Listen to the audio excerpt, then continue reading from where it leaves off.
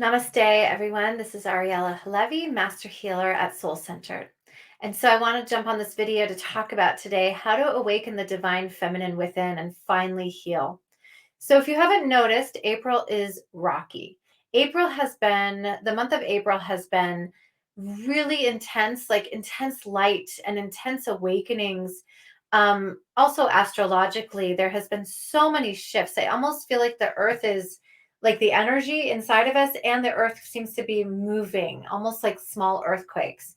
And so in some ways we're feeling enhanced connection and transformation and really more of a knowing of who we are, and it helps us become so authentic, right? Like it feels so right to finally understand who we are.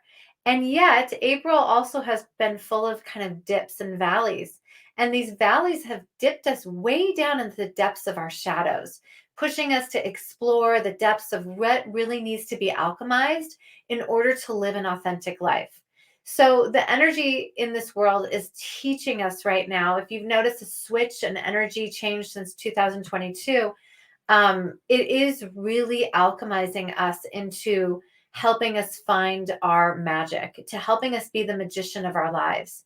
What it's really taught us is that we cannot play small any longer. And if you have a dream, you must live it, right? And so I celebrated my 50th birthday this past weekend, and everywhere, the day of my birthday, which was, I don't remember, Sunday, feels like it's been a long week already. Um, and the day of my birthday, every sign I got said, I am seen. I saw it on billboards, I saw it everywhere. And so I decided that that was my message for my 50th year, is to be seen.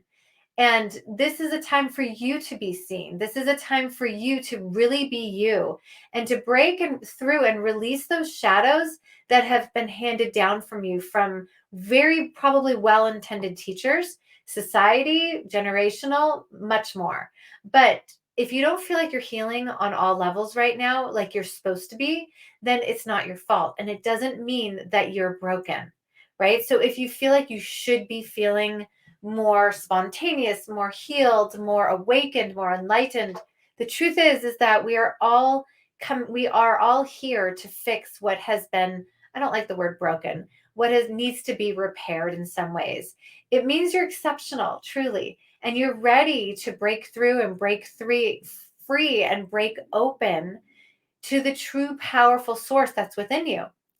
Your spirit and your energy will not let you play small any longer and hide your truth and shut down and swallow your voice anymore. This is the awakening of your healing path. You are meant to be here. And this is what April is showing us, that life, spirit, and your body and soul are calling you to a deeper depth. And if it feels scary, it's because it's unknown in this lifetime. If it feels unknown and it feels dark, it's because almost as if you're being alchemized, those old beliefs are dropping away and they're opening spaces inside of you that you have not gone to before. So be really gentle with your precious heart. A lot of my clients are having heart palpitations. A lot of my clients are having racing heart issues. I had them last year and throughout the year. This is the awakening. Obviously, you want to get checked out to make sure you're fine. But this is the awakening of the heart chakra. I have seen emerald green everywhere, and this is usually the sign of the heart chakra opening. And so it's calling you to the root of your imbalances, the root of what's closed your heart off, to create an opening, to really strengthen your being from the root, because you're not fragile. You are much, much more, and you are resilient. But you can't do this work alone.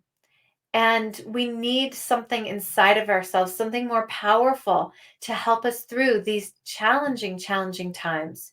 And so in walks the Divine Mother. Sometimes I think of the Divine Mother as like the God within. Other times I think of Earth Mama, right? Like this deep connection to the earth that is so smart and so full of love.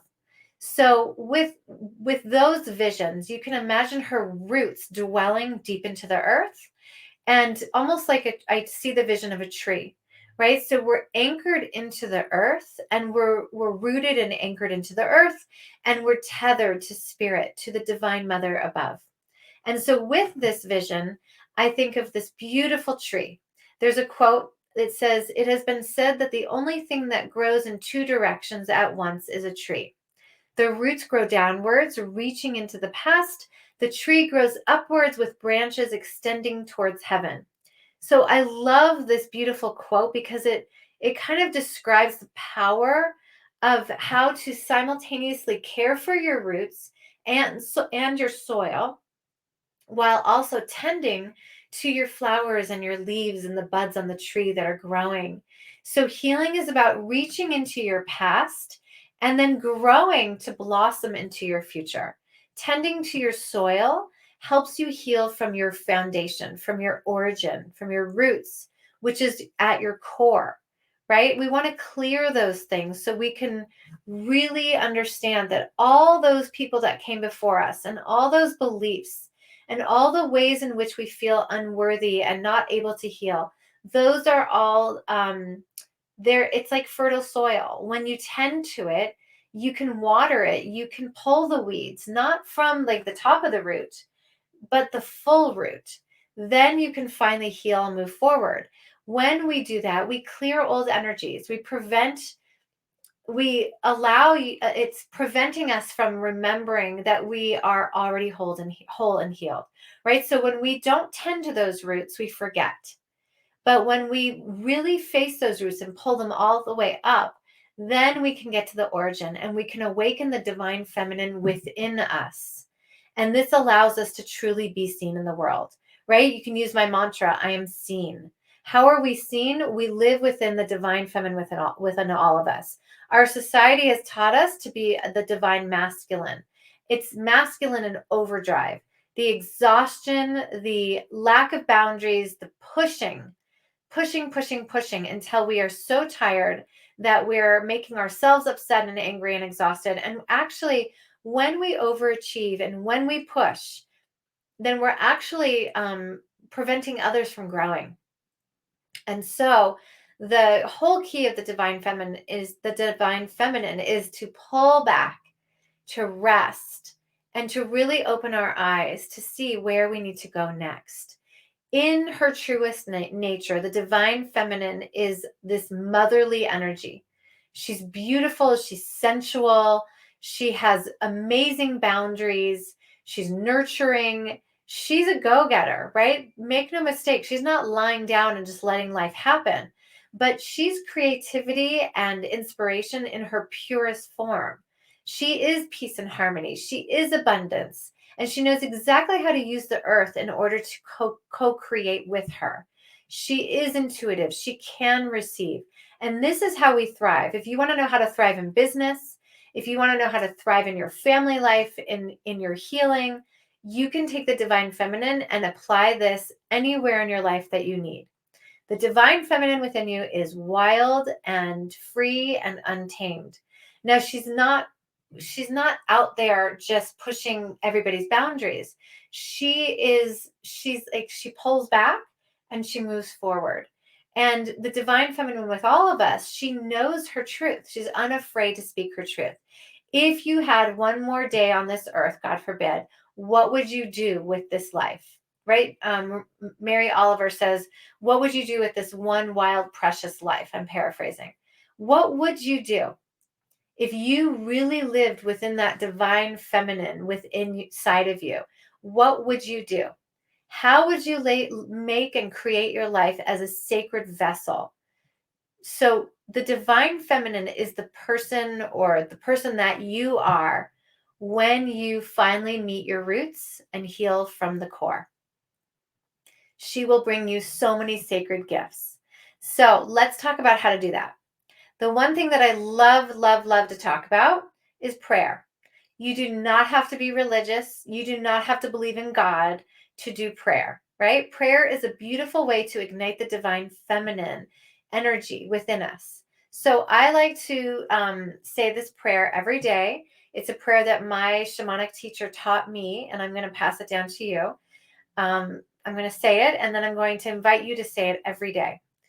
Dear Spirit, I pray that we have the necessary will, courage, determination, and grace to make changes in our lives in accordance to divine will that will align us to our path and purpose and help us to shine our light in this world.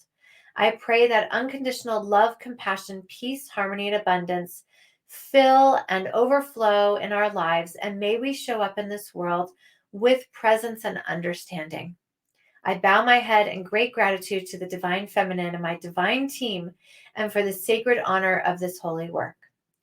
Oh, and so, just by stating a prayer, creating your own prayer, by reciting prayers, you can find many, many prayers online, in a prayer book. Create your own and just really invite the Divine Feminine in. She needs to be asked, right? We always forget this step, is that as humans, we have to ask the divine to come into our world.